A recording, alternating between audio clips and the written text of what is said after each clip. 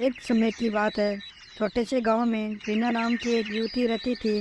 रीना बहुत ही बुद्धिमान और आत्मविश्वासी लड़की थी, जो हमेशा अपनी क्षमताओं का परिणाम देने की तलाश में रहती थी।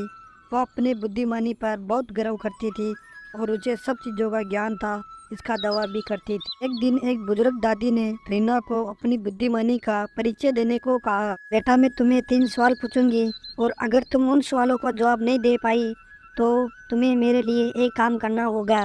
रीना ने चुनौती स्वीकार कर ली, ये सोचकर कि एक आसान सी जीत होगी। पहला सवाल बहुत ही सरल था और रीना ने बिना किसी संकोच के उसका जवाब दे दिया।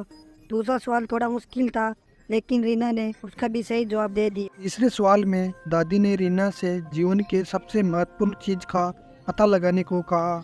रीना एक पल के लिए सोची और आत्मविश्वास से उत्तर दिया, बुद्धिमानी। दादी मुस्कुराई और कहा, नहीं रीना, जीवन में सबसे महत्वपूर्ण चीज विनम्रता है।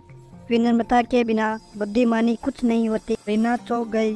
उसे दादी की बातें सही लगी। उसे समझ में आया कि वह अपनी क्षमताओं में बहुत अहंकारी हो गई थी।